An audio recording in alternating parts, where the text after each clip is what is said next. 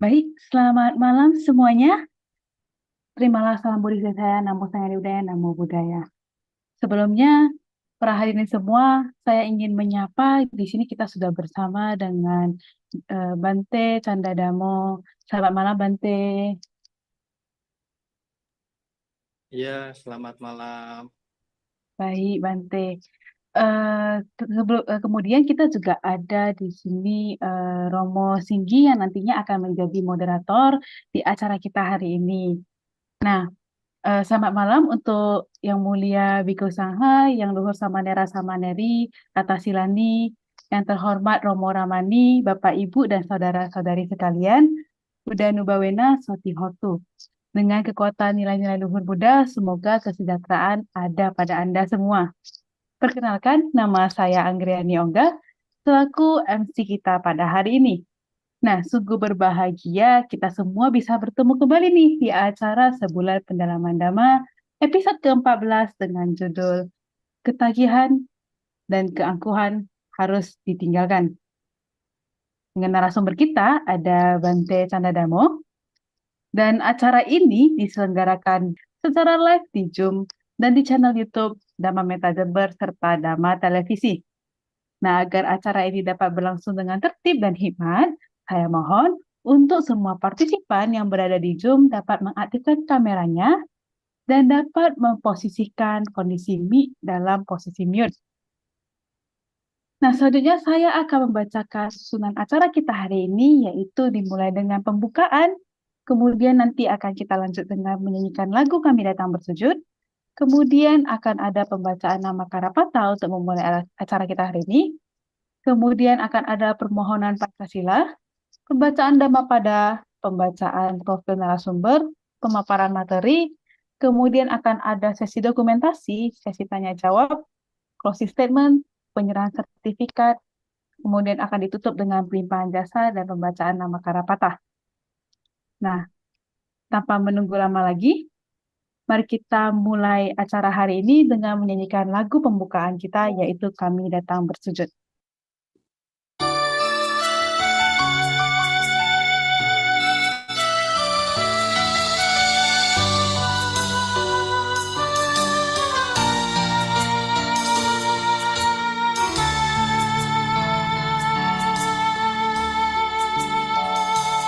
Duhai junjungan kami, Sang Buddha nan terpuji, kami datang bersujud padamu untuk berbakti. Hati tentram dan damai, tiada kebimbangan, merenungi Dhamma-Mu yang agung dan mulia, menghayati Dhamma-Mu yang luhur dan mulia.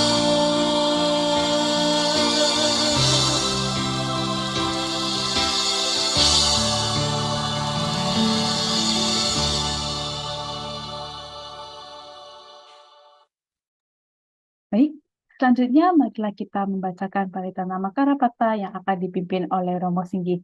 Kepada Romo, saya persilakan. Ya, baik. Romo Ramani, Bapak Ibu semua, selamat malam. Sotihotu Namo Buddhaya. Marilah kita menyatukan pikiran hati kita dan kita akan membacakan nama Karapata. Nama Karapata.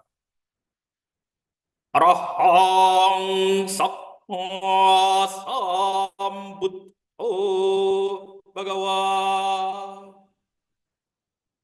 Arahang Sama Sambuddho Bhagawa. Buddhang Bhagawantang Abhiwa Demi. Bhagawantang Abhiwademi.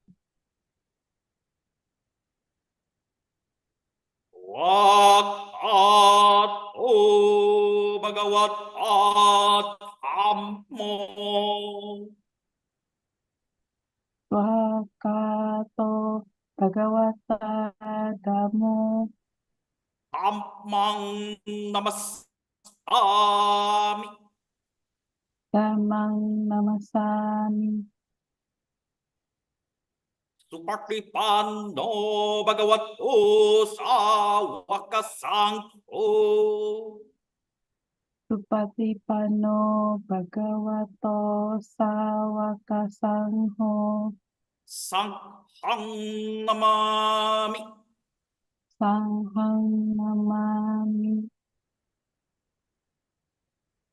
Baiklah, selanjutnya marilah kita bersama-sama membacakan parita permohonan Pancasila yang akan dipimpin oleh Romo. Kepada Romo, saya persilakan. Baik, mari kita membacakan Pancasila Arthana, permohonan 5 sila kepada Bhikkhu Candadaro. Makyang Pante Tisarane Nasaha Pancasila Niyakama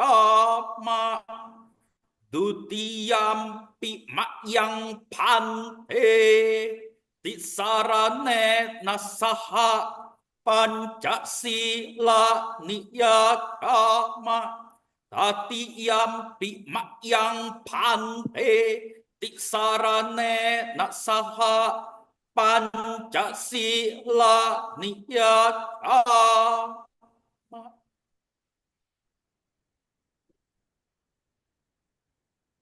Yamahang Vadamitang Vadetha Amapante Namo tassa bhagavato arahato samma sambuddhassa.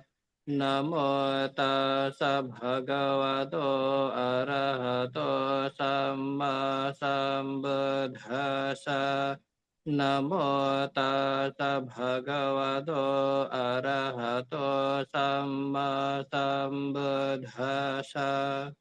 Namo tassa bhagavato arahato samma sambuddhassa. Namo tassa bhagavato arahato samma sambuddhassa. Namo tassa bhagavato arahato samma sambuddhassa. Buddhang saranang gacchami. Buddhang saranang gacchami. Dhammang saranang gacchami. Dhammang saranang gacchami. Sanghang saranang gacchami. Sanghang saranang gacchami. Dutiyampi buddhang saranang gacchami. Dutiyampi buddhang saranang gacchami. Dutiyampi dhammang saranang gacchami. Dutiyampi dhammang saranang gacchami. Dutiyampi sanghang saranang gacchami. Dutiyampi sanghang saranang gacchami. Tatiyampi buddhang saranang gacchami. Tatiyampi buddhang saranang gacchami. Tatiyampi dhammang saranang gacchami. Tatiyampi dhammang saranang gacchami. Tatiyampi sanghang saranang gacchami. Tatiyampi sanghang saranang gacchami. Sarana gamanang paripunang. Amapante Panat Satipatthana Veramani Sikkhapadang Samadhiyami. Atnatipatha Weramani Sikkhapadang Samadhiyami. Atinadana Veramani Sikkhapadang Samadhiyami. Adinatana Weramani Sikkhapadang Samadhiyami. Kame sumicchācara Veramani Sikkhapadang Samadhiyami. Ame sumicchācara Weramani Sikkhapadang Samadhiyami. Musawada Veramani Sikkhapadang Samadhiyami.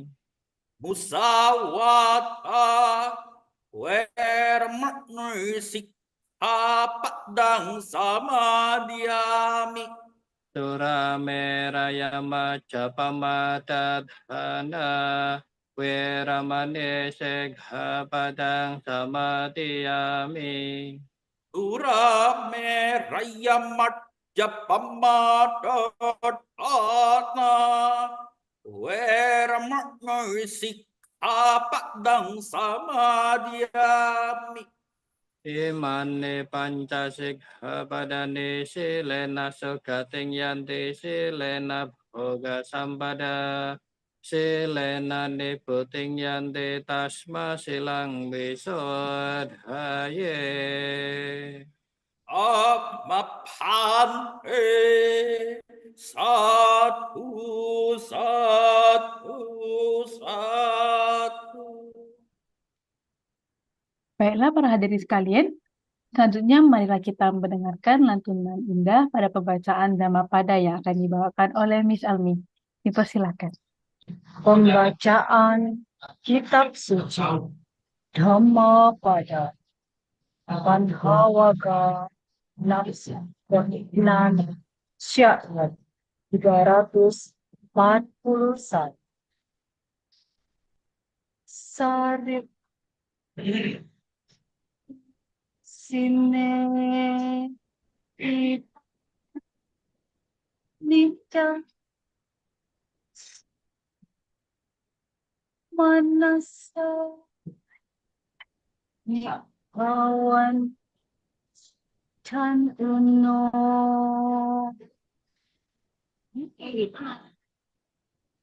Sa Tasita Sute Ino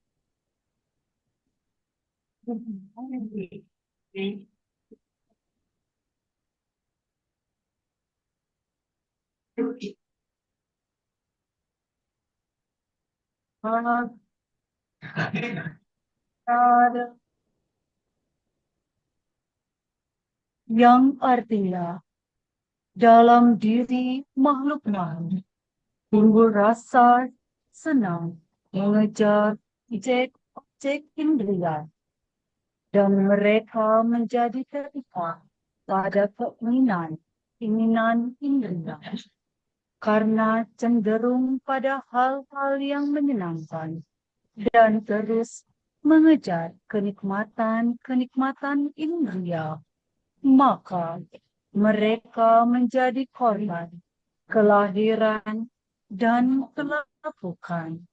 Sadu, sadu, sadu. Selanjutnya, setelah kita mendengarkan lantunan pembacaan Dhammapada, marilah kita mulai sesi sharing kita hari ini yang akan dipandu oleh Romo Singgi. Saya persilakan kepada Romo untuk membantu acara sharing kita. Ya, terima kasih kepada MC Saudari Anggreni Ongga ya atas waktu kesempatannya. Izinkan saya terlebih dahulu membacakan profil narasumber Bhikkhu Canda Dhammo. Berikut adalah profil narasumber dari Bhikkhu Canda Dhammo. Karena bisa Bhikkhu Upasampada, dengan nama Canda Dhammo di tempat Wihara Jakarta, Dhamma Cakajaya, Jakarta. Dengan tanggal penabisan 5 Februari tahun 2021 pukul 16.10.35 WIB. Dan Biku Sukyamo Mahatera sebagai nama Upajaya dan Biku Hemadamotera sebagai nama Kamawaca Acarya dan Biku Maha Dhammajatutera sebagai nama Anusanawana Carya. Dan domisili beliau sekarang ada di Wihara Dhammasoka, Banjarmasin, Kalimantan Selatan. Oleh karena itu kita akan langsung menyambut Biku Canda Dhammo kepada turun tempat. Bante, selamat malam, kami persilakan.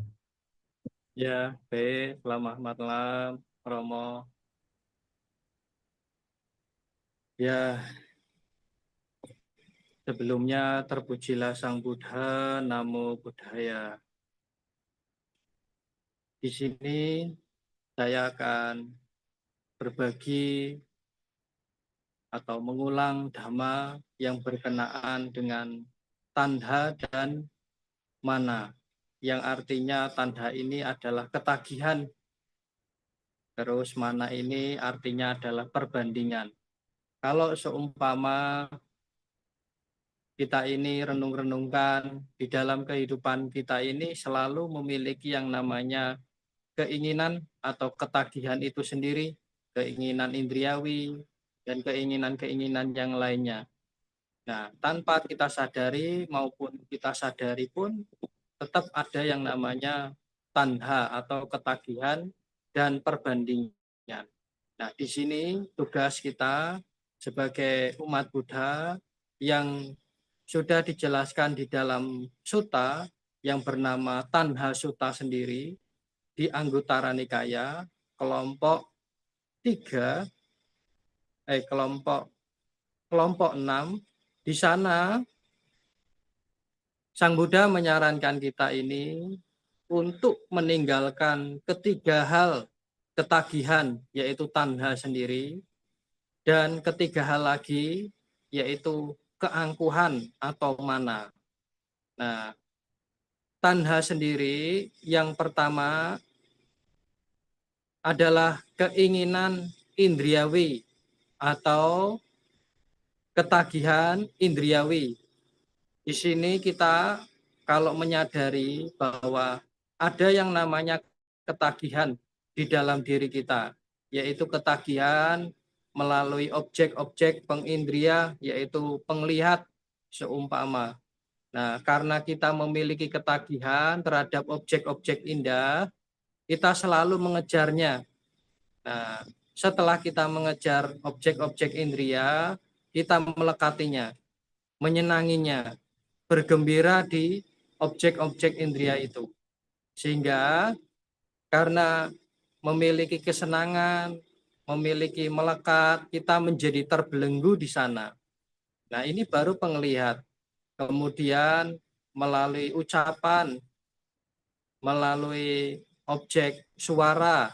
Nah, ketika objek suara ini, kita juga selalu yang namanya memiliki ketagihan dalam mendengarkan suara-suara yang indah juga, yaitu suara-suara laki-laki, suara-suara wanita, maupun suara-suara yang seperti halnya musik-musik atau instrumen-instrumen musik yang lainnya. Nah, dengan demikian kita menjadi senang, bergembira di dalam musik-musik itu. Nah, sehingga nanti kalau sudah menyenangi, bergembira di sana, kita melekati dan terbelenggu di sana. Nah, kalau seumpama kita sudah menyenangi, memiliki ketagihan di sana, biasanya kita akan terus-menerus melalaikan tugas-tugas dari kehidupan kita, yaitu terus-menerus melakukan perbuatan baik. Nah, di sini kita semestinya setelah menjadi manusia dan mengenal yang namanya hukum karma, kita semestinya setiap hari melakukan perbuatan-perbuatan yang baik, perbuatan-perbuatan yang mulia, dan mengembangkan itu. Kemudian kita semestinya juga harus meninggalkan kualitas-kualitas yang lebih rendah, yaitu kualitas-kualitas yang tidak bermanfaat, kualitas-kualitas yang buruk.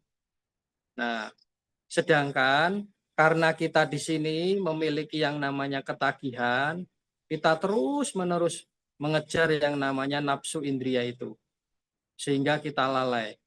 Karena lalai dalam setiap hari terus melakukan perbuatan buruk.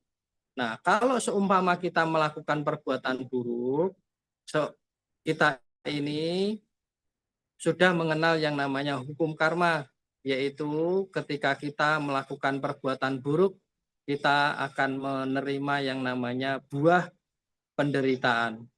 Nah, ketika kita melakukan perbuatan baik, nah, kita mengenal yang namanya buah kebahagiaan. Nah, sedangkan kalau seumpama karena kita masih memiliki yang namanya ketagihan, kita akan melakukan perbuatan buruk di sana banyak sekali. Karena memiliki perbuatan buruk di kehidupan saat ini, kita akan menderita. Dan setelah kematian tiba, kita akan lebih menderita lagi. Masih menerima yang namanya buah-buah penderitaan itu, yaitu buah-buah karma buruk atau perbuatan semasa sebelum kehidupan kita. Nah, sehingga di sini Sang Buddha menyarankan kepada kita semua untuk meninggalkan yang namanya ketagihan berupa indriawi. Ketagihan indriawi ini semua 6 indria ini. Nah, yang tadi baru saya sebutkan yaitu baru hanya 2, yaitu pendengaran, kemudian penglihatan, objek-objek penglihat, belum lagi yang objek-objek yang lainnya. Nah, kemudian di sini juga ada yang namanya ketagihan berupa penjelmaan. Ketagihan berupa penjelmaan di sini yang dimaksudkan adalah karena kita menginginkan kebahagiaan, kita mengetahui bahwa nanti ketika kita meninggal, kita akan terlahir kembali di alam tertentu yang sesuai dengan karma baik, karma buruk kita. Sehingga di sini karena mengetahui demikian, kita berusaha melakukan perbuatan baik terus-menerus.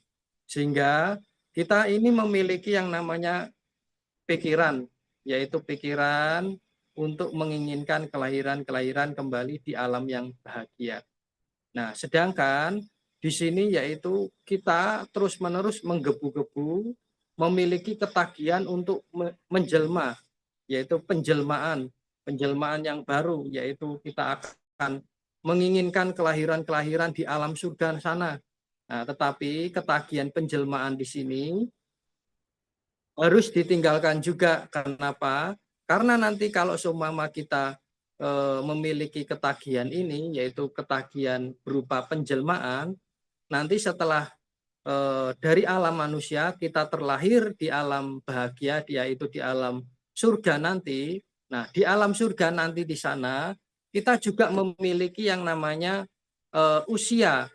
Nah, setelah kita memiliki usia, yaitu buah-buah karma baik kita di alam surga sana, di alam dewa sana, sudah habis, nah, kita akan meninggal lagi dan lahir kembali di alam yang sesuai dengan karma baik maupun karma buruk kita. Nah, kalau seumpama sudah meninggal, terus kemudian di alam dewa, kita menginginkan lagi terlahir di alam dewa yang lebih tinggi lagi atau yang di alam yang lebih rendah, di alam dewa. Nah, ini juga istilahnya memiliki yang namanya ketagihan dalam penjelmaan itu sendiri. Nah, tetapi kalau dilihat bahwa kita ini harus meninggalkan yang namanya ketagihan penjelmaan. Karena apa? Karena dalam satu kelahiran kedua kelahiran dan kelahiran berikutnya, kita ini akan terus-menerus mengalami yang namanya duka cita, yaitu penderitaan batin. Nah, ketika kita memiliki duka cita, yaitu penderitaan batin, juga memiliki yang namanya kebahagiaan juga di alam-alam sana, sesuai dengan kelahiran kita, kita ini akan mati, lahir, terus berputar-putar di 31 alam kehidupan ini. Sehingga kita tidak bisa mengontrol 31 alam kehidupan ini. Karena setiap dari satu kelahiran ke kelahiran berikutnya, kita ini masih terikat yang namanya hukum anicca. Seumpama di saat ini ketika kita masih memiliki pemahaman, pengetahuan mengenai Dhamma, ketika itu kita mulai punya keyakinan kepada Dhamma. Sehingga ketika kita memiliki keyakinan kepada Dhamma, kita mulai untuk melakukan perbuatan bajik selama hidup. Nah, setelah melakukan perbuatan bajik, kita nanti meninggal, terlahir kembali di alam bahagia, yaitu menginginkan ketagihan penjelmaan di alam surga, di alam para dewa. Nah, setelah di alam dewa sana, kita ini masih terikat yang namanya hukum anicca, yaitu ketidakkekalan. Nah, setelah di sana, apakah masih bisa seperti halnya sebelum terlahir menjadi sosok dewa, yaitu seperti halnya manusia dulu, yaitu pemahaman kita, yaitu keyakinan kita menjadi tidak goyah di alam dewa sana. Nah, tentunya akan goyah. Kenapa? Karena di alam manusia dengan alam dewa itu kenikmatannya lebih besar sekali di alam dewa.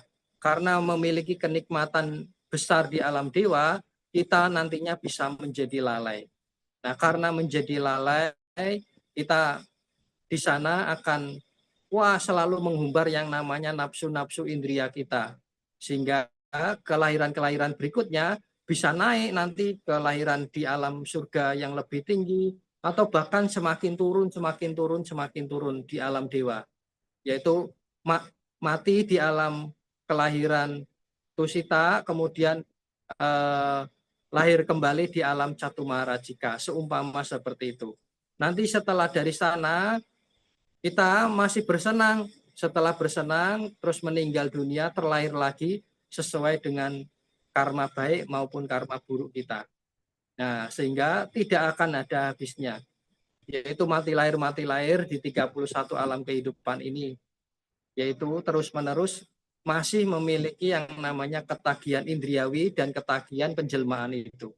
Nah, sedangkan yang ketiga di sini adalah ketagihan pemusnahan, yaitu ketagihan pemusnahan ini tidak menginginkan yang namanya hidup.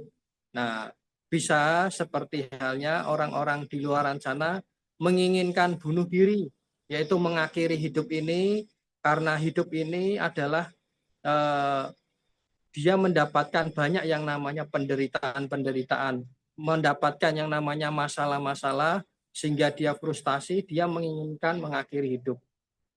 Nah, tetapi alih-alih untuk mengakhiri hidup, mengakhiri yang namanya penderitaan dia, tetapi penderitaannya justru bukannya berkurang, malah bertambah. Karena dulu pernah saya mendengar dari senior saya, kalau seumpama di sini seseorang bunuh diri, dia 500 kehidupan akan meninggal dengan cara bunuh diri lagi. Nah, kalau seumpama kelahiran yang pertama dan sisanya 499 kelahiran, kemudian di kelahiran yang pertama ini kita meninggalnya dengan cara bunuh diri lagi, kemudian 499 ditambah lagi 500. Karena meninggalnya dengan cara bunuh diri itu. Nah, kelahiran yang ketiga juga dengan bunuh diri. Nah, 999 ditambah lagi 500 kehidupan, dan tidak akan ada habisnya. Kalau seumpama kita ini memiliki ketagihan pemusnahan. Nah, ini adalah ketiga hal ketagihan yang semestinya kita harus tinggalkan, yaitu tanha sendiri, kalau di dalam bahasa Palinya. Kemudian keangkuhan di sini juga ada 3 yang semestinya kita harus tinggalkan, yaitu keangkuhan sendiri. Keangkuhan apa? Keangkuhan ini artinya angkuh yaitu memandang dirinya sendiri adalah orang yang lebih tinggi. Nah, karena kita memiliki mana, memiliki keangkuhan, menganggap diri kita ini sebagai orang yang paling tinggi. Orang lain semuanya biasa-biasa saja. Orang yang semuanya adalah orang yang rendahan. Nah, ini yang dimaksud dengan keangkuhan sendiri. Keangkuhan di sini juga Sang Buddha menyarankan kepada kita untuk harus ditinggalkan. Yang kedua, keangkuhan yang kedua adalah yaitu merendahkan diri sendiri. Nah, merendahkan diri sendiri juga adalah sebagaimana, yaitu sebagai perbandingan, yaitu menganggap dirinya tidak pantas, menganggap dirinya ini sebagai rendahan, menganggap dirinya tidak bisa. Nah, sifat-sifat ini, sikap-sikap seperti ini kita harus juga tinggalkan. Karena alasan apa? Karena ini juga masih yang namanya mana, yaitu pengotor batin. Nah, yang ketiga adalah kesombongan. Kesombongan di sini yaitu menyombongkan sesuatu hal yang dia miliki. Nah, menyombongkan sesuatu yang dia miliki yaitu kepintarannya, suaranya yang merdu, menyombongkan diri bahwa dirinya ini adalah orang yang orang yang memiliki harta yang sangat berlimpah. Nah, sifat sombong ini Sang Buddha juga menyarankan kita untuk harus ditinggalkan. Ini adalah ketiga hal yang dari keangkuhan. Nah, jadi ada tiga hal tanha, yaitu ketagihan, dan tiga hal lagi berupa keangkuhan. Yang ketiga-tiganya ini harus kita tinggalkan.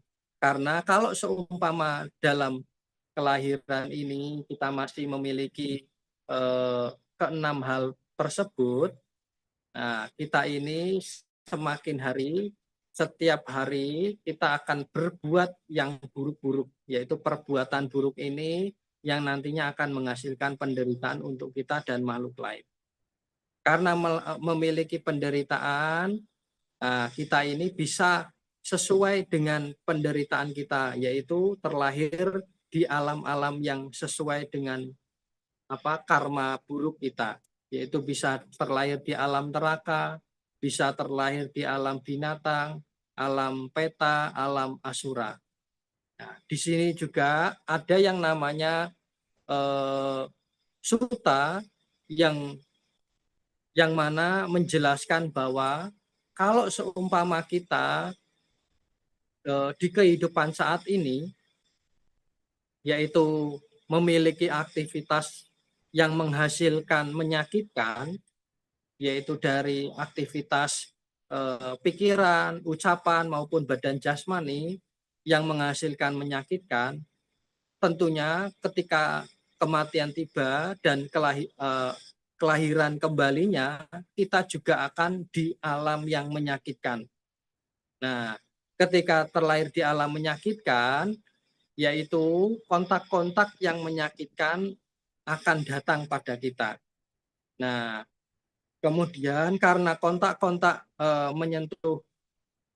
menyentuh dirinya sangat menyakitkan, kemudian dia ini juga akan merasakan yang namanya perasaan yang menyakitkan. Karena dari hasil perbuatan aktivitas-aktivitas yang menyakitkan selama hidupnya. Nah, di sini ketika seseorang memiliki aktivitas yang menyakitkan dalam ketiga hal, yaitu pikiran, ucapan maupun badan jasmani, di dalam sutta ini dijelaskan bahwa dia akan terkondisi terlahir di alam neraka. Nah, di alam neraka semuanya memiliki yang namanya kontak-kontak, memiliki perasaan yang menyakitkan, yang menyerang dia di alam neraka sana.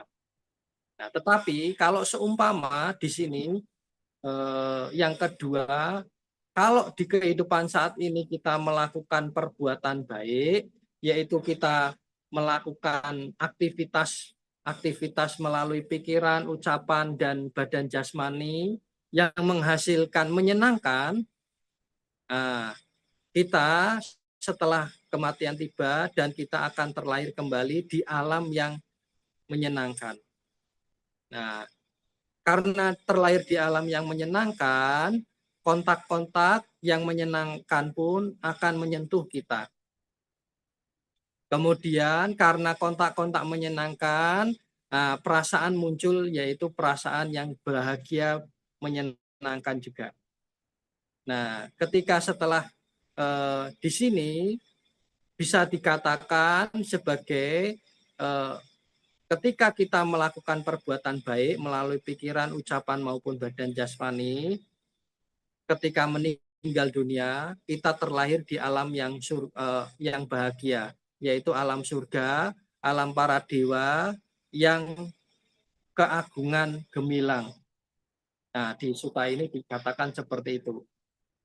Nah, ada juga yang ketiga, kalau seumpama di sini seseorang melakukan perbuatan buruk dan perbuatan baik, yaitu melalui pikiran, ucapan maupun badan jasmani, atau kalau di dalam suta ini juga dijelaskan bahwa ketika seseorang memiliki aktivitas, yaitu aktivitas melalui pikiran, ucapan, dan badan jasmani yang menyakitkan dan juga menyenangkan,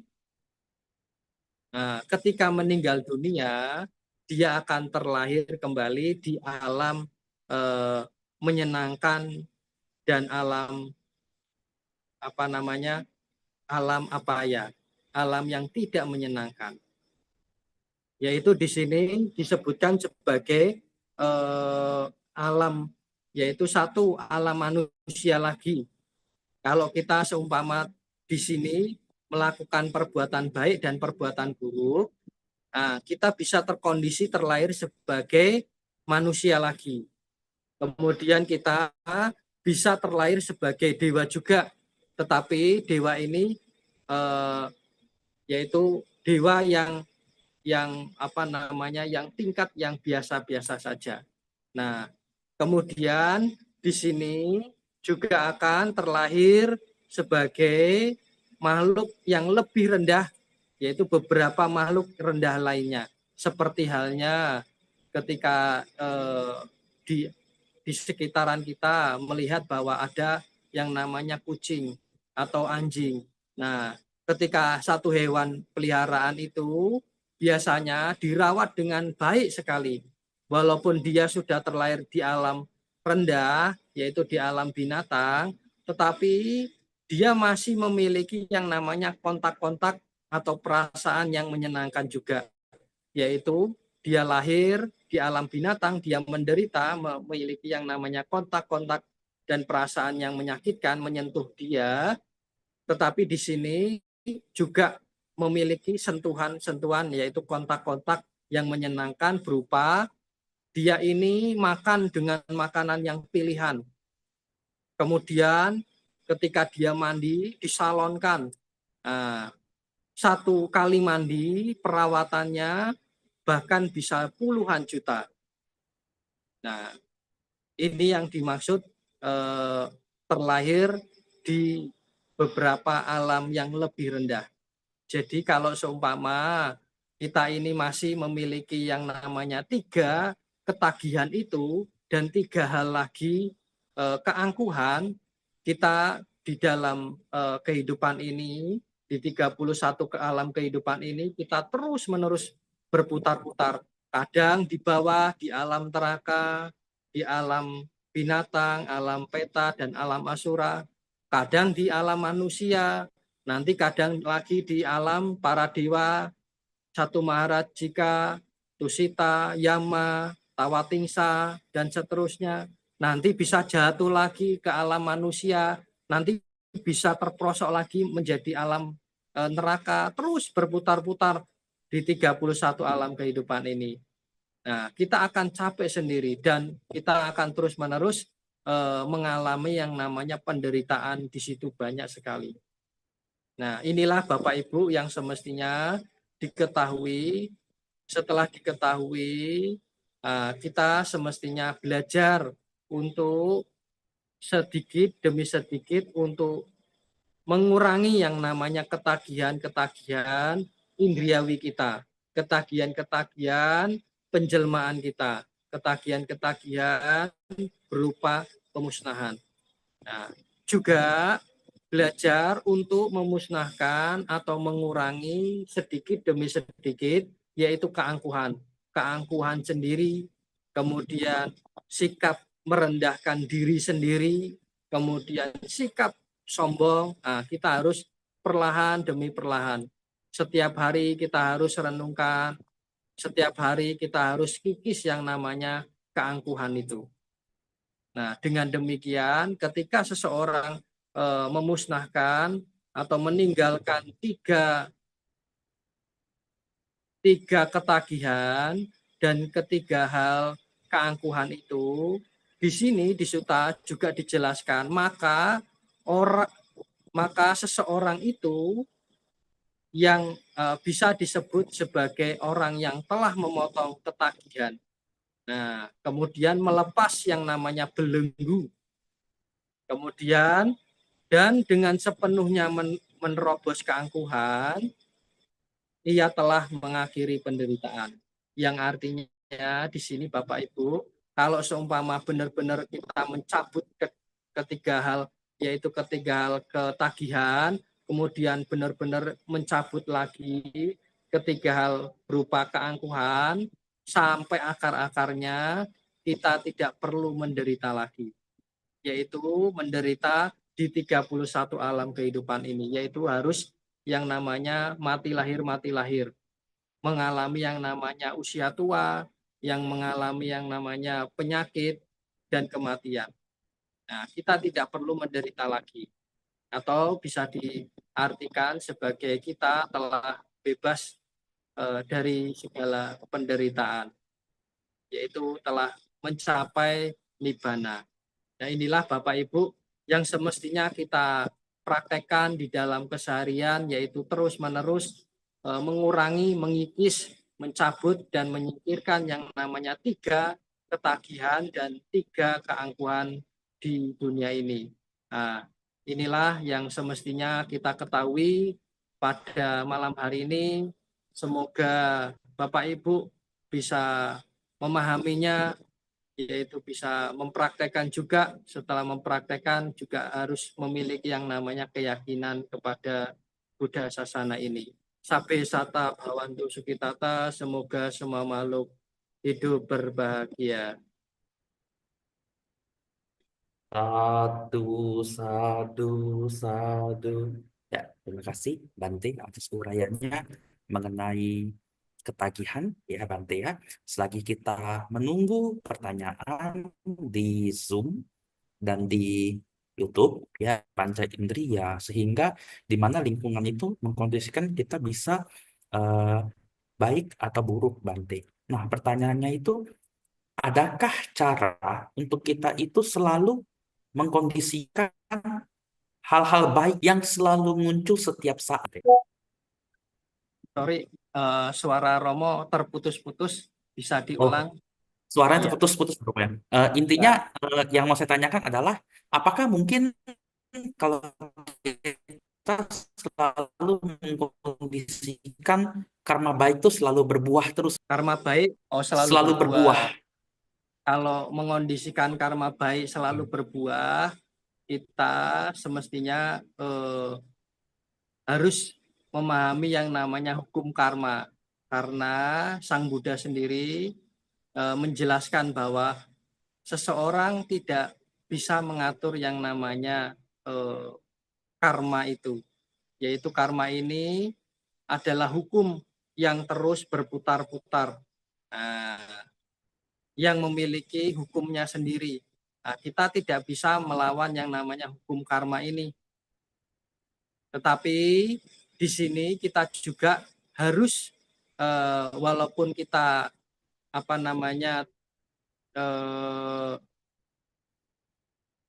kita ini masih terikat yang namanya dalam buah-buah perbuatan buruk dan buah-buah dari perbuatan baik. Nah, kita di dalam kehidupan saat ini kita harus yang namanya mengondisikan perbuatan baik. Agar apa? Agar kalau seumpama buah dari penderitaan ini muncul, kemudian karena kita menanam benih-benih benih-benih buah-buah kebahagiaan yang baru, yaitu perbuatan baik yang baru. Nah, bisa jadi kita ini mengondisikan ketika kita menanam buah yang baru, kita juga bisa yang namanya menumbuhkan karma-karma baik di masa lampau. Nah, sehingga ketika buah karma buruk ini semakin hari semakin sedikit, maka di kehidupannya akan datang kita bisa yang namanya memetik buah-buah kebahagiaan itu, yaitu buah-buah dari perbuatan baik kita. Nah, kan kadang ada seseorang yang merasakan bahwa di luaran sana ada si A. Kenapa ya si A itu terlahir sebagai orang yang kaya raya sekali, memiliki usaha yang bisnisnya yang sangat lancar. Tetapi di sini dia menjadi lalai, yaitu lalai dalam berbuat baik, lalai dalam mengurangi yang namanya perbuatan buruk. Nah, sehingga orang ini walaupun sudah kaya raya, sudah memiliki bisnis yang lancar sekali, kemudian di sini karena dia lalai, dia melakukan perbuatan buruk terus menerus, sehingga ketika seumpama si B adalah orang pernah berkenalan dengan dia dan si B ini selalu disakiti oleh si A, si B ini menaruh dendam kepada si A, yaitu mengapa ya orang kaya raya, orang yang memiliki bisnis seperti itu, kenapa menjadi orang yang jahat ya? Tetapi kenapa kok kejahatannya tidak ada buahnya? Kenapa dia selalu mendapatkan kebahagiaan-kebahagiaan?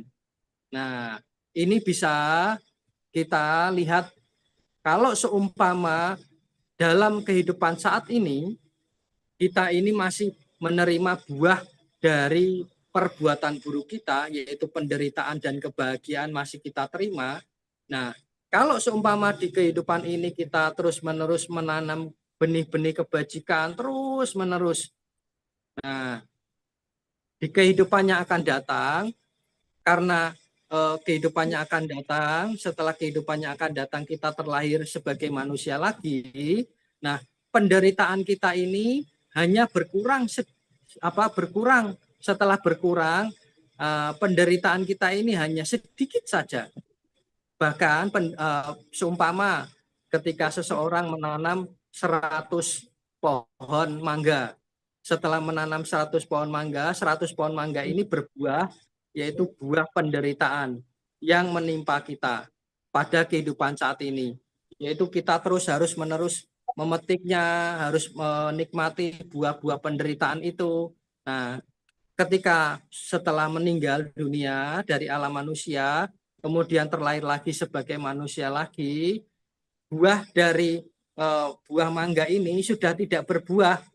Nah, atau bahkan dari 100 pohon mangga ini malah tumbang, sudah lenyap, sudah hangus, tidak bisa tumbuh tunas yang baru lagi, tidak bisa memunculkan yang namanya buah penderitaan itu lagi.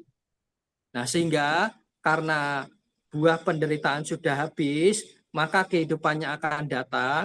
Kita hanya menuai saja, menuai seumpama di kehidupan yang dulu menjadi manusia, kita menanam kebajikan terus-menerus, menanam 100 pohon apel, yaitu pohon-pohon kebajikan. Nah, kehidupannya akan datang, kita hanya memetik yang namanya kebahagiaan terus-menerus. Nah, sama halnya seperti orang kaya raya itu yang memiliki bisnis yang lancar, tetapi di sini dia lalai, dia melakukan perbuatan buruk banyak. Nah, karena apa? Karena perbuatan buruk ini dia baru menanam benih-benih yang baru. Tetapi dia menjadi orang kaya, dia terlahir sebagai orang kaya, dia terlahir di dalam kehidupan itu dia memiliki bisnis yang sukses karena dia masih menikmati buah-buah perbuatan baik sebelum dia menjadi manusia. Nah, jadi kadang orang-orang mengeluh, mengapa ya orang jahat kok selalu mendapatkan hal-hal yang baik? Kenapa ya saya orang-orang yang sudah berusaha menjadi orang yang baik dalam kesehariannya menjaga 5 moralitas, terus-menerus melakukan kebajikan, tetapi kok buah kebajikannya masih belum berbuah ya? Ya karena buah kebajikan atau perbuatan baiknya ini seperti halnya benih-benih yang masih baru. Nah, inilah jawaban dari saya, Romo. Ya, baik. Terima kasih Bante atas jawabannya. Berikutnya Bante, saya ingin bertanya Bante, jika misalnya bagaimana sih cara kita tuh untuk melepas dan mengikis tanha itu sendiri Bante? Ya, terima kasih Bante. Mengikis tanha sendiri yaitu dengan cara kita ini harus memiliki yang namanya 5 moralitas. 5 moralitas yang barusan diminta, yang diulang, yaitu diingatkan kembali oleh Bante, yaitu tidak aku bertekad melatih diri untuk menghindari pembunuhan, pengambilan barang yang tidak diberikan, kemudian menghindari yang namanya melakukan hubungan yang salah, berbohong, kemudian mabuk-mabukan. Ini juga yang 5 moralitas adalah sebagai cara untuk mengikis perlahan-perlahan yaitu kenikmatan indria, yaitu ketagihan terhadap indria. Nah, karena kita memiliki ketagihan indria yaitu menginginkan uang yang banyak, nah akhirnya kita berjualan binatang. Nah, karena kita memiliki yang namanya moralitas, karena mengetahui bahwa ketika seseorang melakukan pembunuhan atau menjual yang namanya binatang-binatang akan menghasilkan yang namanya penderitaan. Nah, sedangkan di sini kita karena mengerem, karena kita memiliki moralitas, kita akan lebih berhati-hati dalam bertindak, dan ketika kita memiliki 5 moralitas ini, kita juga akan semakin hari semakin mengikis yang namanya ketagihan itu sendiri, yaitu ketagihan indria. Nah, seumpama perihal ketagihan lagi yaitu perasa. Terkadang orang memiliki ketagihan sebagai perasa, yaitu makanan. Nah, kebanyakan orang-orang menghumbar yang namanya ketagihan berupa pengecap ini. Nah, mengetahui bahwa di sana ada rumah makan yang baru, yaitu rumah makan ini katanya enak, katanya murah. Nah, kemudian akhirnya orang ini mengejar yang namanya ketagihan indria ini dalam pengecap. Nah, kalau seumpama kita tidak merenungkan bahwa apa yang kita makan ini sebagai sekedar untuk penghilang yang namanya rasa lapar saja, rasa sakit lapar ini, kemudian semestinya kita harus merenungkan juga makanan bukan untuk mabuk-mabukan. Nah, kadang orang mabuk-mabukan dalam hal makanan, yaitu beli makanan ini, makanan ini, wah dia menjadi mabuk, menjadi serakahnya luar biasa. Nah, kemudian makanan ini semestinya kita harus renungkan bahwa makanan ini sekedar untuk tidak menyebabkan tubuh kita ini lapuk, yaitu yang dimaksudkan tubuh kita ini tidak cepat sakit-sakitan. Nah, kalau seumpama seseorang dalam ketagihan indria berupa pengecap ini tidak merenungkan bahwa apa yang dia makan ini sebagai hanya sekedar penghilang rasa lapar, penghilang rasa sakit, terus bukan sebagai untuk apa namanya mabuk-mabukan. Nah, orang ini akan terus-menerus memiliki yang namanya setiap hari terus-menerus mengikis pengotor batin, yaitu kita telah diajarkan seperti halnya doa makan. Nah, doa makan itu seperti pati sangka, yuniso, pindapata, pati sewami. Nah, karena kita memiliki doa makan, nah doa makan ini kita harus mengetahui artinya.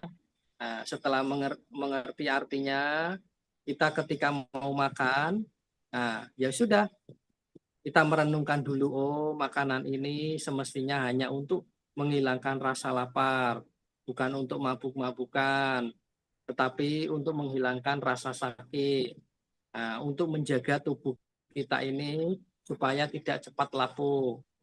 Nah, sehingga ketika makan kita penuh dengan perhatian, yaitu bukan untuk yang namanya menghumbar ketagihan berupa indriawi dalam rasa pengecap ini. Nah, inilah Romo, kalau seumpama Romo masih bingung, nanti bisa ditanyakan lagi. Saya kembalikan ke Romo. Oke, baik Bante, selagi kita menunggu pertanyaan yang masuk ya Bante ya, izinkan saya bertanya lagi Bante. Nah ini Bante, mungkin pertanyaan saya mewakili yang lain juga. Mengapa kenikmatan duniawi itu lebih enak Romo dibandingin kebahagiaan sejati Romo? Kenikmatan indria, kenikmatan apa? Kenikmatan duniawi Romo Duniawi lebih nikmat daripada kenikmatan daripada kebahagiaan sejati Romo. ah, kalau kenikmatan duniawi ini memang luar biasa nikmatnya. Tetapi Bapak Ibu jangan terkecoh. Kenikmatan duniawi ini masih memunculkan yang namanya penderitaan. Nah, Sang Buddha memperumpamakan seperti buih. Kenikmatan-kenikmatan yang ada di dunia ini seperti halnya buih, yaitu yang sebentar dia akan menghilang. Setelah menghilang, dia akan menderita. Seumpama karena seperti halnya tadi contoh makanan, dia menyukai yang namanya makanan bakso. Nah, karena dia menyukai makanan bakso, dia mulai beli bakso, kemudian dia menambahkan yang namanya cabai, nah, saus, wah sebanyak-banyak mungkin, karena dia menikmati dengan luar biasa. Nah, kebahagiaan kenikmatan ini adalah sangat luar biasa menurut dia, yaitu menurut pengecap dia, menurut pikiran dia, menurut perasaan dia. Nah, sehingga ketika sudah selesai makan, hasilnya adalah penderitaan. Yaitu dia harus bolak-balik ke toilet. Tetapi kebahagiaan itu kemana? Ya kebahagiaan itu hilang. Karena makanannya sudah habis, sudah selesai. Jadi kebahagiaannya itu hanya bagaikan seperti buih, hanya sebentar saja, hanya sekejap saja. Kemudian setelah buah kenikmatan itu habis, akan muncul yang namanya penderitaan. Tetapi kebahagiaan sejati, yaitu kebahagiaan seseorang yang telah menghancurkan pengotor batin sampai akar-akarnya, tidak akan muncul yang namanya penderitaan lagi. Nah, inilah Romo yang semestinya diketahui. Nah, saya kembalikan lagi ke Romo. Oke, baik Bante, terima kasih Bante. Kemudian Bante, kalau misalnya kita berbicara mengenai tanha ya, Bante ya. Jadi bagaimana sih supaya kita itu memunculkan santuti, Bante, dan bukan cetasika mana, Bante? Santuti ini apa? Santuti itu mungkin ini lebih ke kayak selalu waspada gitu, Bante, selalu eling, Bante. Hmm, Kalau seumpama kita harus eh, apa namanya berusaha belajar untuk memunculkan yang namanya eling, yaitu waspada, ya kita juga harus yang namanya memiliki pengetahuan banyak. Setelah memiliki pengetahuan yang banyak, kita juga nantinya akan apa namanya memiliki rem di situ. Kalau kita tidak memiliki rem, kita nanti akan bisa kebablasan dalam ketagihan-ketagihan ini, yaitu kenikmatan-kenikmatan indria dan lain sebagainya. Nah, bagaimana kita memiliki rem seperti ini? Ya dengan cara kita belajar perlahan-perlahan. Karena seseorang yang baru apa namanya belajar untuk bersepeda, dia harus belajar pelan, nanti jatuh, nanti belajar lagi, nanti baru 2 meter jatuh lagi, nanti belajar lagi, dia bisa 5 meter, 10 meter, nanti jatuh lagi. Nah, seperti halnya kita ya terkadang kita belajar yaitu belajar waspada dalam kenikmatan indria. Nah, nanti kita kebablasan. Nah, tetapi setelah kebablasan kita harus ingat-ingat, oh ternyata saya kebablasan hari ini. Semoga di kedepannya saya akan berusaha untuk tidak kebablasan lagi. Nah, sehingga kita di situ memiliki yang namanya pengingatan atau eling itu sendiri. Sehingga kita memiliki yang namanya rem. Terkadang orang memiliki kenikmatan indria, yaitu sudah sangat terampil, sudah sangat lihai ketika dia disajikan dengan makanan-makanan yang menurut dia sebagai favorit. Nah, karena dia mengetahui, karena dia memiliki kewaspadaan, sudah terampil, nah, dia makan saja. Ketika ditanya sama orang-orang, enak tidak? Ya enak. Hanya sebatas enak saja. Nah, tetapi dia tidak menikmati sebagai kenikmatan indria. Nah, inilah Romo yang semestinya diketahui Romo. Saya kembalikan ke Romo. Ya, baik, Bante. Terima kasih, Bante. Bante, kalau misalnya kita bicara mengenai tanha, ya, Bante, ya. Misalnya kita bicara mengenai kemelekatan. Seperti kita tahu kan bahwa eh, semua manusia kan pasti kan memiliki kemelekatan, ya, Romo kan, karena itu kan adalah kilesa, ya, kekotoran batin kan, Romo kan. Nah, maksudnya kayak tanha itu selalu mendesak kita setiap saat, Romo. Bagaimana agar kita itu setiap saat itu tuh selalu mengenali tanha itu, Romo? Maksudnya bagaimana, Bante? Bagaimana supaya kita selalu mengenali tanha itu, Bante? Dan bagaimana supaya kita itu selalu bisa selalu kita bisa mengetahui kalau itu adalah tanha dan tidak mengulanginya. Kadang-kadang kan karena kita tahu, Bante, karena tanha ini kan orang kan cenderung mengulangi seperti yang Bante bilang mengenai bunuh diri tadi kan, Bante kan. Ya, silakan, Bante. Nah, tanda ini harus dikenali. Nah, bisa pelan-pelan Romo karena melihat sebagai oh ini kilesa, oh ini sebagai bukan kilesa. Ini sangat sangat sangat minim sekali, sangat-sangat sulit sekali untuk melihatnya. Nah, makanya kan kalau di dalam suta yang lain bagaimana cara melihat dhamma, karena kan dikatakan dhamma ini secara apa namanya bisa mengundang seseorang untuk datang dan membuktikan dhamma ini terlihat sangat amat jelas. Bagaimana cara membuktikan dhamma ini terlihat sangat amat jelas dan mengundang orang untuk datang dan membuktikan sendiri. Nah, di sini Sang Buddha eh, menjawabnya, jawablah sesuai dengan apa yang kamu ketahui. Nah, yaitu Sang Buddha bertanya, apakah kamu mengetahui ketika kamu sedang marah? Oh ya, saya mengetahui ketika saya sedang marah. Nah, dengan cara kamu mengetahui itulah Dhamma terlihat sangat amat jelas. Nah, itu Sang Buddha katakan seperti itu di dalam sutta. Nah, sehingga ketika melihat apa namanya, melihat kilesa ini sendiri, melihat sebagai itu tanha, sebagai kilesa, sebagai pengotor batin. Nah, kita apa namanya, harus bertahap untuk melihat, karena untuk melihat hal-hal batin ini tidak apa namanya, tidak mudah sekali, yaitu sangat sulit. Kenapa? Karena ini berupa batin yang kecil sekali. Nah, yang susah untuk dilihat. Dengan cara kita mungkin bisa yang namanya bermeditasi, seperti halnya menenangkan pikiran. Karena pikiran kita menjadi tenang, muncul yang namanya pikiran-pikiran, berupa banyak pikiran-pikiran ini, pikiran ini.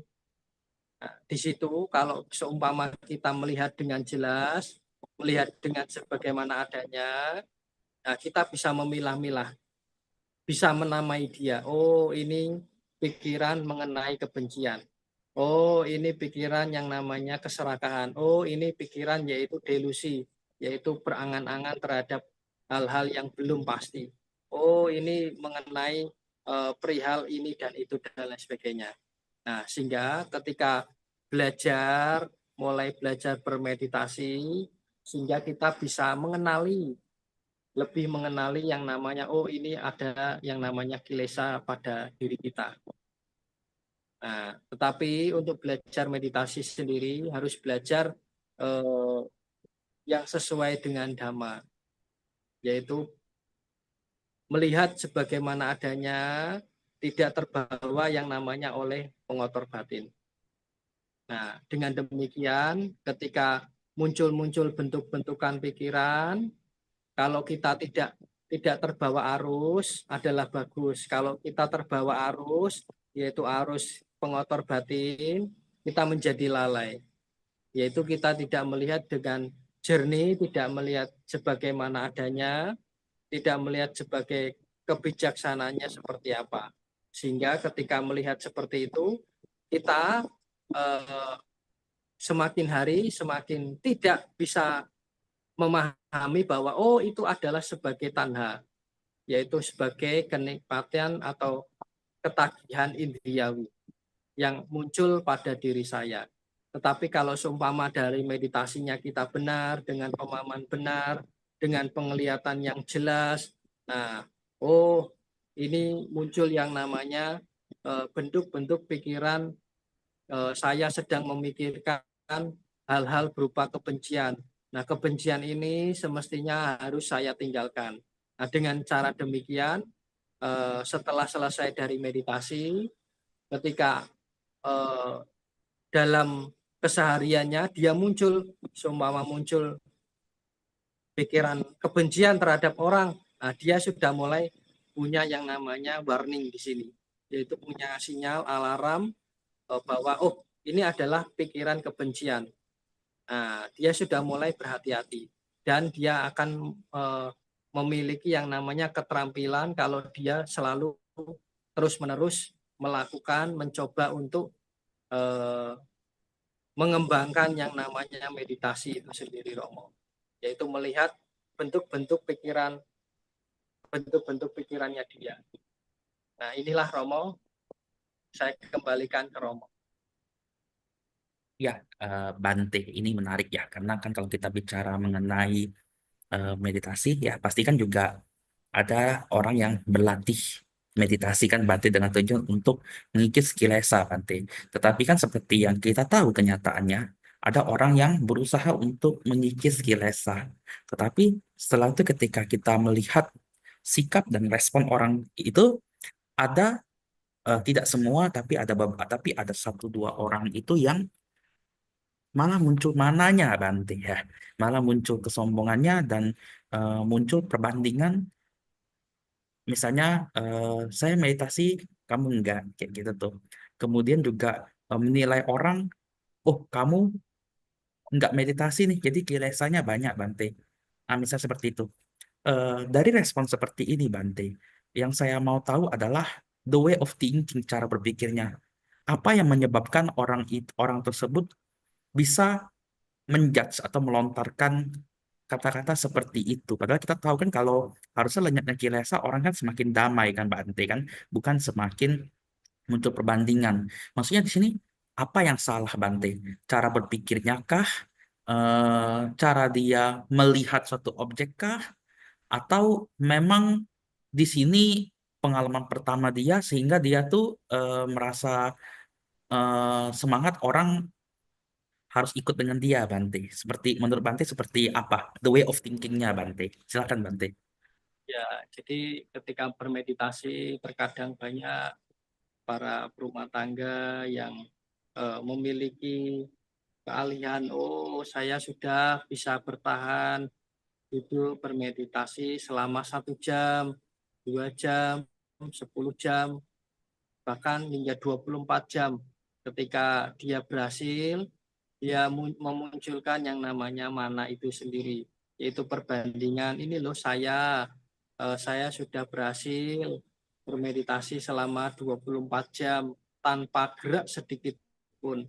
Tetapi kamu baru 3 detik atau 5 detik, tangan kamu sudah bergerak, tubuh kamu sudah bergerak, kaki kamu sudah diganti ke sana kemari.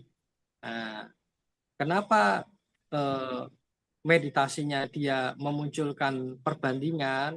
Karena Romo yang seperti tadi, ketika dia bermeditasi, setiap seseorang bermeditasi, dia akan terus-menerus melihat batinnya, yaitu batinnya ini akan memunculkan bentuk-bentuk pikiran yang terus-menerus memunculkan. Nah, karena dia tidak mengetahui bahwa dia ini sedang mengikuti arus kilesa, dia terbawa oleh kilesa, ya di sana ketika bermeditasi, alih-alih untuk mengikis pengotor batin, tetapi dia malah mengembangkan pengotor batin di sana banyak sekali. Ya, berupa apa? Ya berupa mana itu sendiri. Yaitu bahwa ketika seseorang melihat yang namanya pikirannya dia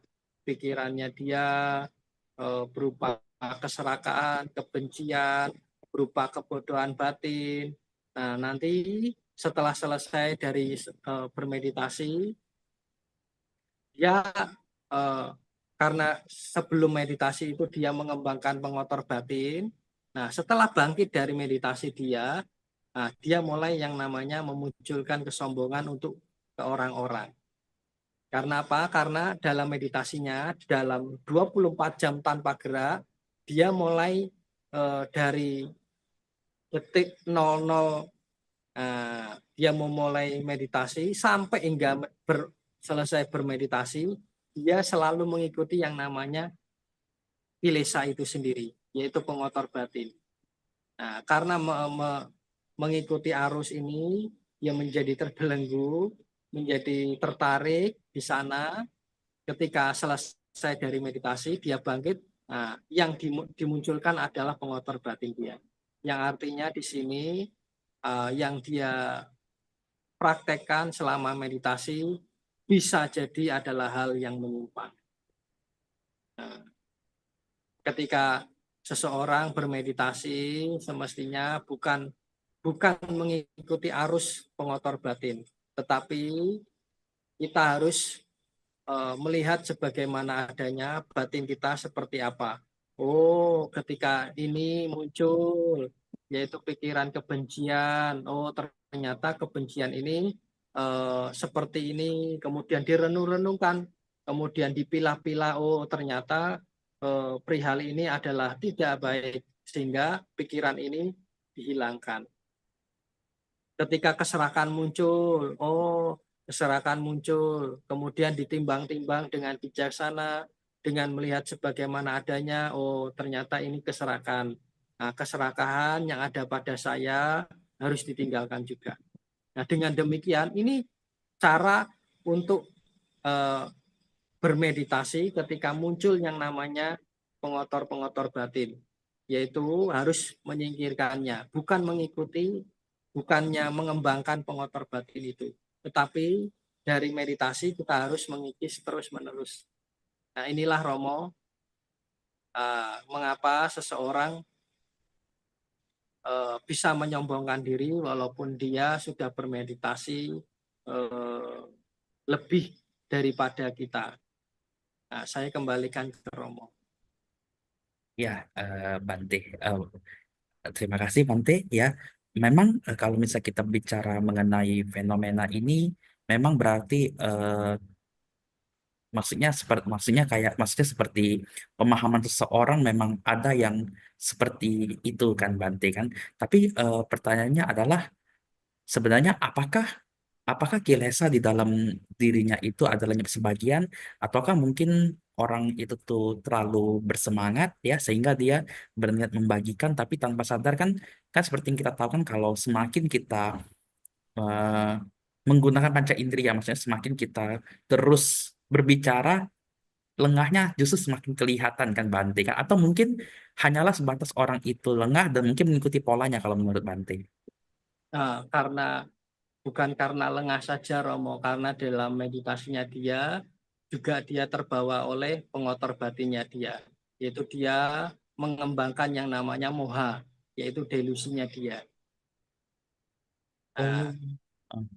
karena mengembangkan mohanya ini, sehingga yang muncul yaitu kesombongan. Nah, ini Ini Romo. ini pertanyaan menarik ya Romo, Bante ya. Jadi saya jadi penasaran Bante. Meditasi seperti apa yang sebenarnya mengembangkan moha dan meditasi seperti apa yang sebenarnya mengikis moha Bante? Apakah Ah, kita bisa lihat dari orangnya atau kita bisa lihat dari caranya atau kita bisa melihat memang behaviornya Bante? Bagaimana menurut Bante? ya seperti tadi ketika seseorang eh, kalau seumpama tidak terbawa yang namanya keserakahan atau kebencian dia dalam bermeditasi. Seumpama ini Romo sedang bermeditasi, kemudian muncul yang namanya pikiran kebencian tentang masa lalu, yaitu dulu pernah disakiti oleh orang tua.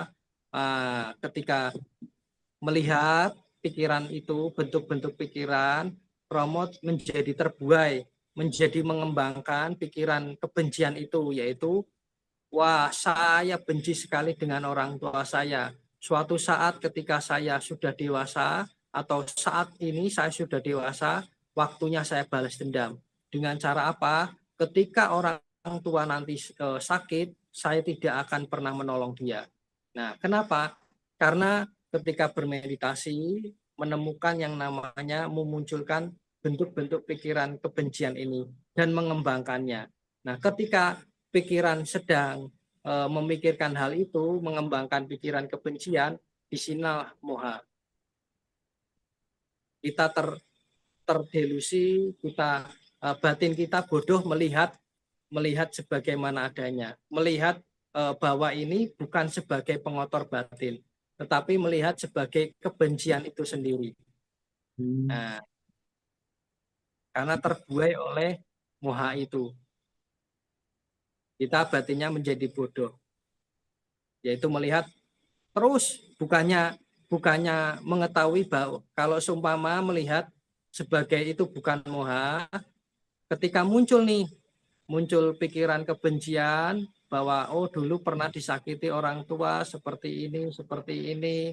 Nah, karena mengetahui seperti itu, kita memunculkan yang namanya tidak kebencian, yaitu oh ini adalah kebencian. Oh ternyata mami saya, papi saya melakukan seperti ini karena saya salah. Nah dengan demikian ini bukan dengan moha, yaitu kebodohan batin kita ini menjadi terkikis, kebencian kita ini menjadi terkikis dalam bermeditasi itu. Tetapi kalau seumpama kita terbuai, kita mengembangkan pengotor batin, yang memunculkan adalah moha itu sendiri. Nah, akhirnya hasilnya setiap hari muncul yang namanya perbandingan itu sendiri. Nah, ini Romo. Perbandingan itu ya Bante ya. Jadi makanya Bukan ya hanya perbandingan saja, tetapi keserakahan, kebencian juga akan muncul. di keseharian. Jadi memang sangat penting untuk melihat lebih ke keseharian ya Bante ya. Seperti itu ya. Oke, baik Bante. Kembali Bante, kalau misalnya kita bicara mengenai tanha ya Bante ya. Kan namanya orang sudah ketagihan kan biasanya kan tidak sadar ya Bante ya. Kayak gitu kan kalau misalnya dia sudah tidak sadar terbuai, pasti kan dia kan terbawa sama lingkungan ya pasti ya Bante ya. Nah, tapi begini Bante, adakah adakah adakah orang yang bisa langsung dengan maksudnya gini Bante, eh, biasanya kan manusia itu kan cenderung untuk tidak sadar ya Bante ya, cenderung untuk tidak sadar. Bagaimana supaya seorang manusia bisa dengan switch pikirannya itu menyadari kalau itu adalah perbuatan salah dia dan dia tuh benar-benar tanda kutip itu meninggalkannya dan tidak melakukan lagi Bante. Karena kan namanya tanha itu kan pasti kan kata Sang Buddha itu meninggalkan noda Bante, meninggalkan jejak ya Bante ya. Bagaimana supaya ibaratnya kayak orang itu memang dia bersih sepenuhnya dan noda itu juga menghilang Bante. Menurut Bante bagaimana? Silakan Bante. Nah, kalau dengan mudah untuk meninggalkan noda, Wah, Romo saya sudah lama sudah meninggalkan noda itu Romo. Tetapi di sini Romo untuk meninggalkan noda-noda seperti itu sangatlah sulit yang semestinya kita memiliki yang namanya butuh waktu Romo. Bahkan untuk mencapai kesucian itu pun sendiri kita harus memiliki parami kebajikan yang sangat luar biasa untuk meninggalkan semua noda-noda yang ada pada kita. Nah, tetapi kalau seumpama orang yang jahat, orang jahat ini bisa langsung switch menjadi orang yang benar-benar baik sekali. Nah, ini bisa dalam satu jentikan jari. Dengan cara apa? Dengan cara dia menyadari. Dengan cara dia sadar. Kalau seumpama dia belum sadar, dia belum bisa berubah menjadi orang yang baik. Tetapi kalau untuk meninggalkan noda dengan secara cepat sekali, butuh waktu yang lama. Kalau seumpama kita memiliki yang namanya pengotor batin itu sangat tebal. Pengotor batin itu atau kilesa ini setiap makhluk memiliki potensi yang sendiri-sendiri. Memiliki level sendiri-sendiri. Seumpama Romo, hanya setengah bagian kilesanya. Saya hanya seperempat kilesanya. Jadi setiap orang memiliki kilesa yang sendiri-sendiri. Dengan kilesanya sendiri-sendiri, sesuai dengan dia mau berusaha tidak mengikis pelan-pelan. Jadi tidak bisa langsung switch cepat sekali. Dibutuhkan waktu yang sesuai dengan pengotor batin dia. Nah, gitu Romo. Berarti memang butuh waktu dan parami ya Bante ya. Seperti itu ya.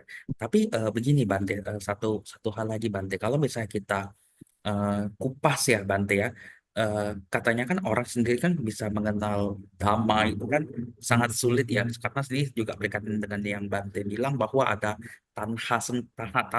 tanha tersendiri yang membuat orang itu tuh tidak mau mendengar dhamma ya Bante kan. Nah pertanyaannya begini Bante. Bagaimana supaya baik di kehidupan ini atau di kehidupan datang secara konstan dan terus-menerus itu kita bisa mengalahkan tanha itu dan kita bisa terus-menerus tuh dengan pikiran, baik dengan pikiran, ucapan, perbuatan, dan kesadaran itu selalu mengarahkan kepada Dhamma, Bante. Baik dari diri kita, mungkin keluarga, dan sekeliling kita, Bante.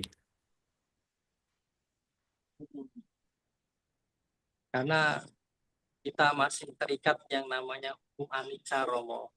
Yaitu kalau seumpama nih dalam kehidupan saat ini kita berusaha dengan sekuat mungkin, yaitu memiliki wirya untuk mengikis pengotor batin, yaitu terus-menerus memiliki keyakinan kepada Buddha, Dhamma, dan Sangha, kemudian meninggal dunia, terlahir sebagai makhluk dewa alam surga.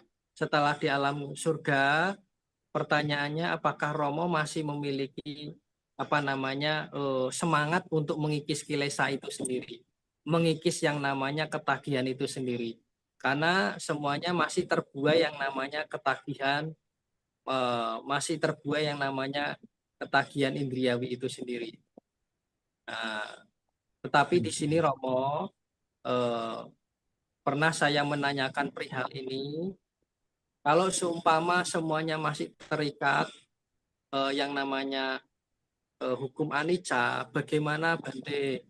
Kalau seumpama berarti kita sangat sulit sekali untuk terbebas dari penderitaan ini. Ya, walaupun kita masih terikat yang namanya hukum ketidakkekalan anicca ini, kita harus memiliki yang namanya sekarang harus memunculkan sati, pengingat, yaitu terus-menerus mengingat hal-hal yang luhur-luhur, yang mulia harus diingat-ingat. Kemudian memunculkan wirya, yaitu kita harus bersemangat dalam mengingat-ingat dan memunculkan, mengembangkan hal-hal yang mulia, hal-hal yang baik. Jadi bersemangat untuk mempertahankan juga yang hal-hal baik yang sudah ada. Nah, bersemangat juga untuk menghilangkan hal-hal yang buruk pada dirinya. Itu Romo. Dan hal-hal yang buruk yang lainnya yang belum ada pada dia, jangan sampai ada pada dia, yaitu dia harus punya semangat itu. Nah, nanti setelah dari situ, kita bisa memiliki yang namanya keyakinan kepada Buddha, Dhamma, dan Sangha, dan terus-menerus yang namanya kita mengikis kilesa itu. Sehingga di kehidupan saat ini, syukur-syukur kalau bisa yang namanya menembus kesucian tingkat yang pertama, yaitu tingkat Sotapanna. Kita sudah terbebas dari alam-alam rendah. Nah, karena kita sudah mencapai kesucian tingkat Sotapanna, kita sudah sudah 7 kali lagi nanti kita akan pasti mencapai yang namanya nibbana dan akan meninggalkan semuanya, lenyap semuanya, yaitu berupa ketagihan, berupa keangkuhan itu sendiri. Tapi sebelum mencapai kesucian Sotapanna, kita masih terbuai yang namanya kenikmatan-kenikmatan ya. Masih terbuai yang namanya keangkuhan, kesombongan, sikap merendahkan diri. Nah, inilah Romo. Ya, ya. Oke, baik Bante. Kemudian Bante, pertanyaan berikutnya Bante kan, misalnya seperti kita tahu di zamannya Sang Buddha ya Bante ya, kan ada banyak murid Sang Buddha itu yang menciptakan aditana, tekad ya Bante ya, tekad saya akan mencapai sama Sang Buddha dan sebagainya dengan penuh tekad seperti itu ya Bante ya. Pertanyaannya seperti ini Bante. Yang pertama tuh, apa yang membuat tekad seseorang itu tuh begitu besar dan hebat untuk mempertahankan itu, Bante? Pertanyaan pertamanya. Tekad kedua adalah akibat seseorang memiliki aditana ini, Bante. eh, Keuntungan atau karma baik apa yang bisa dia pegang, Bante, untuk kehidupannya, Bante? Kalau menurut Bante, silakan Bante. Ya, seperti halnya keinginan atau aditana ini eh, memiliki buah. Kalau yang pertanyaan yang pertama apa? Aditananya Eh, kenapa? aditana ini maksudnya kayak kenapa orang itu bisa kuat sekali aditananya Bante? Eh, Kenapa bisa kuat sekali aditananya ini? Karena dia memiliki tekad, memiliki semangat dalam keinginan yang kuat itu. Kalau seumpama Romo memiliki aditana, semoga di kehidupannya akan datang saya bisa terlahir lagi sebagai manusia, saya akan berusaha dengan sekuat mungkin untuk ketika usia muda, ketika usia muda, saya akan memasuki yang namanya jalan kesucian, yaitu melatih menjadi seorang pertapa, yaitu menjadi seorang bante. Nah, kalau seumpama Romo saat ini memiliki apa namanya tekad yang sangat kuat, ya di kehidupannya akan datang bisa jadi Romo akan menjadi seorang manusia dengan memiliki usia yang muda dan akan memasuki yang namanya pertapa itu sendiri atau menjadi seorang buddha itu sendiri. Nah, ada juga seumpama ketika Romo di sini memiliki pikiran atau aditana, semoga di kehidupannya akan datang, saya menjadi manusia di usia muda, saya akan memasuki menjadi petapa atau menjadi biku. Nah, kalau seumpama di kehidupan di kehidupannya akan datang, saya lalai, aditananya bisa dengan cara semoga para dewa meluruskannya. Semoga para dewa membantu saya dalam kehidupan suci di kehidupannya akan datang. Jadi suatu saat kalau seumpama Romo menjadi manusia di kehidupannya akan datang, Romo ini menjadi terbuai, tapi ada aditananya. Nah, Romo lupa aditananya di zaman lampau, tetapi karena mungkin bantuan-bantuan dari para dewa, mungkin apa namanya tahu-tahu Romo ini bisa bisa terkondisi ada Pak Baja nih sama Nera di sini, tapi Romo enggak punya tekad atau niatan untuk memasuki Pak Baja itu. Nah, tetapi ada yang mengondisikan siapa orang tua. Udah kamu ikut ini, kamu bandel, udah ikut Pak Baja aja. Nah, karena dikondisikan oleh orang tua. Jadi aditananya menjadi tercapai. Kenapa? Karena ada aditana yang sangat kuat sekali. Harapan yang kuat sekali. Niatan yang kuat itu bisa memunculkan apa namanya? Memunculkan buah-buah yang nyata, yaitu kehidupannya akan datang, aditananya menjadi tercapai. Nah, yang kedua, aditana seperti apa, Romo? Yang kedua tuh buah dari aditana Romo, akibat dari seorang itu beraditana yang sangat kuat Romo.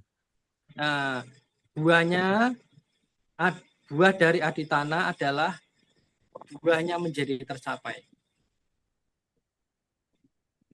Benar ya? Aditananya menjadi tercapai.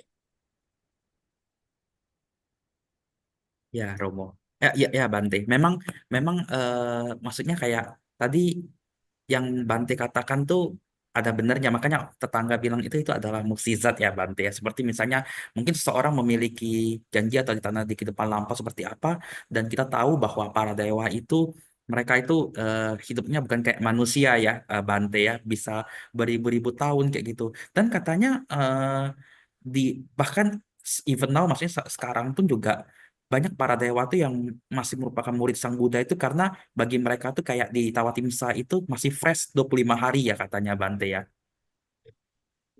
Iya, jadi satu hari di alam Catu Maharajika, yaitu alam dewa, alam surga yang dekat dengan manusia, itu satu hari di alam sana sama dengan 500 tahun di alam manusia. 50 tahun di alam manusia. Nah, jadi kalau seumpama Romo usianya 50 tahun, nah berarti di sana baru 1 hari. Nah, ketika 1 hari ya dihitung aja kalau seumpama di alam dia terlahir menjadi dewa dewa Catumarajika, nah ditambah aja satu kehidupan di sana 50 tahun. Nah, sekarang 2600 tahun yang lalu, tinggal dibagi aja berapa hari di alam Catumarajika. Nah, mengapa? Karena dia memiliki usia yang sangat panjang sekali. Nah, inilah Romo jawaban saya. Ya, Bante. Mungkin tadi adalah pertanyaan terakhir dari saya, Bante. Boleh berikan closing statement, Bante, mengenai acara kita pada malam hari ini? Ketagihan dan keangkuhan harus ditinggalkan. Silakan, Bante.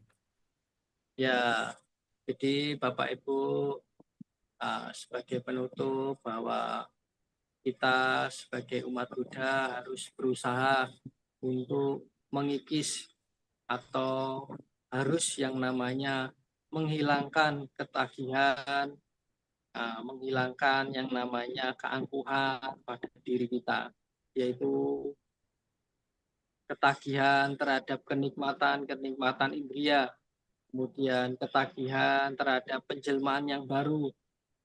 Kalau seumpama Bapak Ibu memiliki harapan-harapan terlahir di alam yang bahagia, ini juga masih memiliki yang namanya harapan. Tetapi harapan itu jangan sampai menjadi sebagai ketagihan, yaitu tagih terus-menerus memiliki penjelmaan yang baru.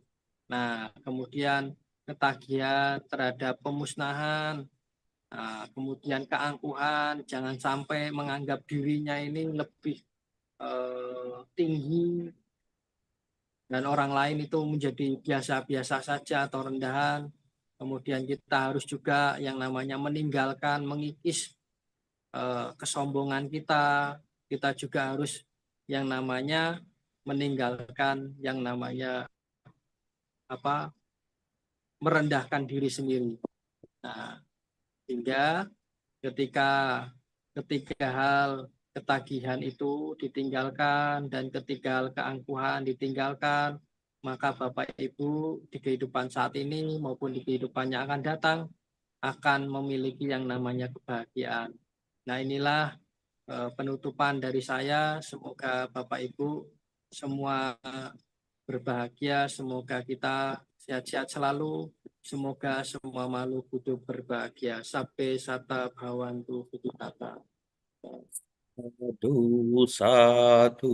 satu. Baik, sekali lagi terima kasih kepada Bante Canda Damo atas waktu kesempatannya. Semoga apa yang Bante sampaikan dapat mencerahkan hati dan pikiran kita semua. Baik, selanjutnya saya akan kembalikan ke peranata acara MC, Saudari Anggreni Ongga. Kami persilakan. Baik, terima kasih Romo yang telah membantu kita membawa acara ini selama sesi sharing materi. Nah, selanjutnya akan ada penyerahan sertifikat apresiasi kepada narasumber kita yaitu Bante Kandadamo. Kepada panitia boleh dibantu untuk penyerahan sertifikatnya. Baik, sebagai wujud apresiasi kepada Bante Candadamo yang telah memberikan Dhamma Talk yang luar biasa, kami menyerahkan sertifikat penghargaan ini. Mohon diterima oleh Bante. Ya, baik, sadu, saya terima sertifikatnya. Terima kasih Bante. Baiklah, saudara-saudari sedharma, setelah kita mendengarkan uraian Dhamma dari Bante malam ini, marilah kita memberikan penghormatan kepada Bante dengan bersama-sama mengucapkan Okasa Wandami Bante yang akan dibantu oleh moderator kita, Romo Singgi. Mohon bantuannya, Romo. Baik, Romo Ramani, Bapak Ibu semua, mari kita menyatukan hati dan pikiran Dan kita mengucapkan okase dan lanjutkan dengan Wandami Bante siapa bersama. Oh, oh, Wantami Bante. Abhiwadana silisane cang buddha pacayino cataro dhamma wadhante ayu wano sukhang balang. Satu, satu, satu.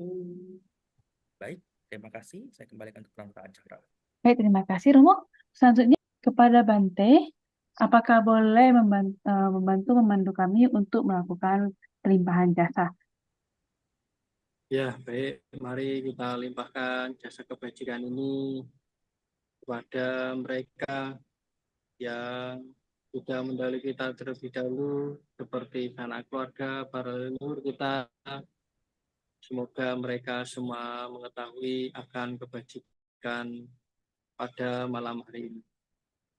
Ya variwaha pura pari purende sakarang evam mewa itu dinang betanang upakapati betang batitang tumhagi pamewa sami jatuh sape prendo sanggapa cando panaraso yadha manico tiraso yadha sape deo vivacando saparo kovena sadumade bhavadvandarayo sukhete ghayo ka bhava abhiva dana sile sane cang buddha pacayeno cataro dhamma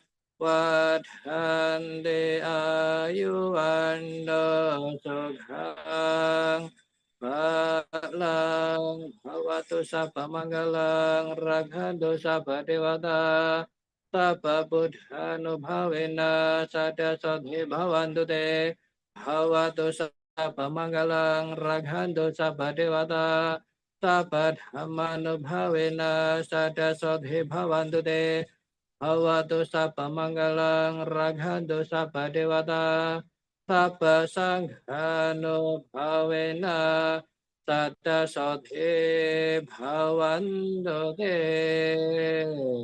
Satu, satu, satu. Baik, sekali lagi terima kasih Bante Chandra Dhammo atas pemimpinan pelimpahan jasa Pak Pidana. Saya akan kembali kepada MC. Pelantar acara, silakan. Baik, terima kasih. Setelah kita mendengarkan uraian Dhamma dari Bante, melakukan pelimpahan jasa, dan sebagainya. Nah, marilah kita tutup acara sebulan pendalaman Dhamma hari ini dengan membacakan Paritana Makarapata yang akan dipimpin oleh Romo Singgi. Kepada Romo, saya persilakan.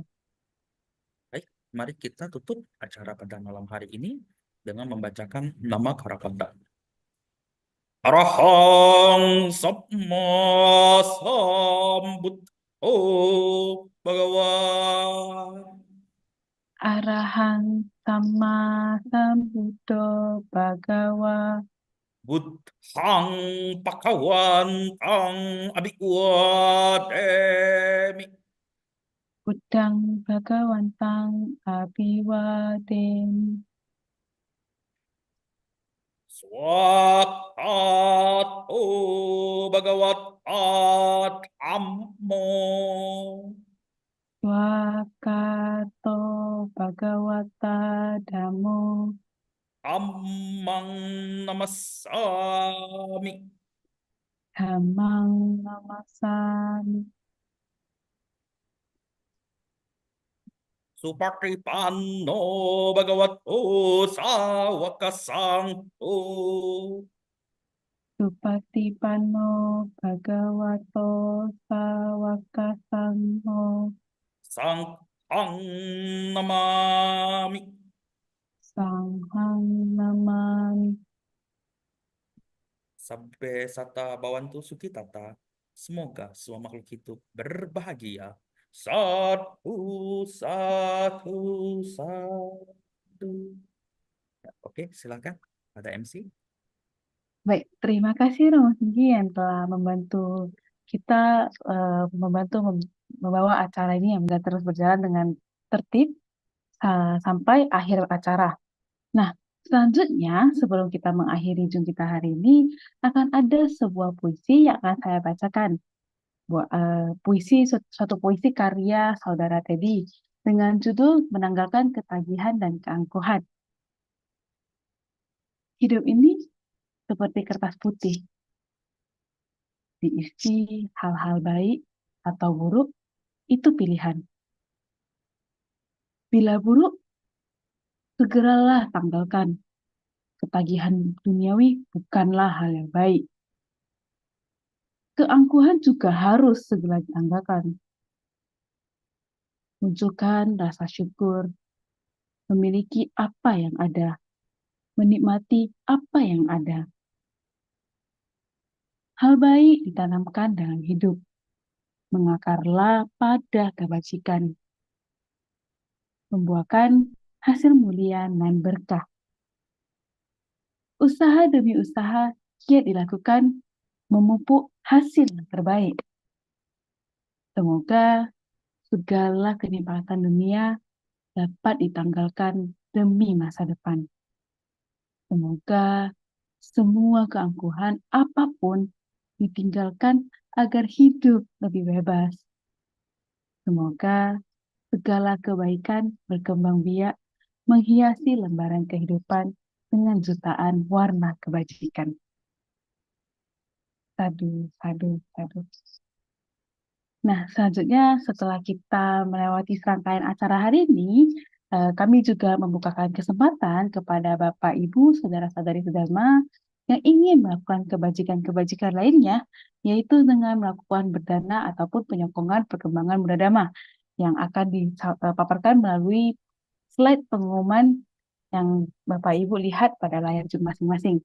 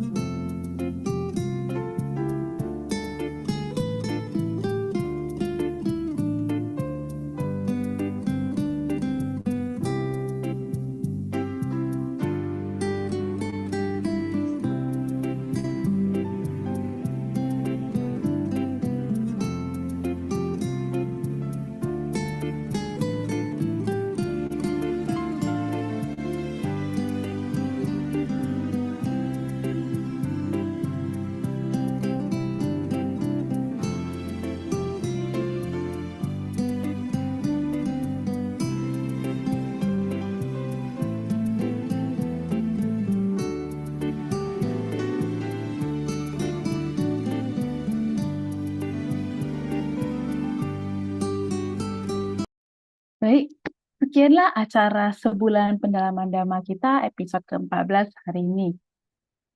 Akhir kata, saya ucapkan mohon maaf jika ada kekurangan dalam acara ini. Dan saya ucapkan juga terima kasih kepada Bante, kepada Romo, kepada seluruh hadirin, Bapak Ibu, saudari-saudari Dharma yang telah mengikuti acara ini hingga selesai. Nah, semoga kita terus bersemangat melakukan kebajikan, khususnya di bulan Waisak ini. Saya Anggriani Yongga, saya izin pamit. Sotihotu, selamat malam, selamat beristirahat.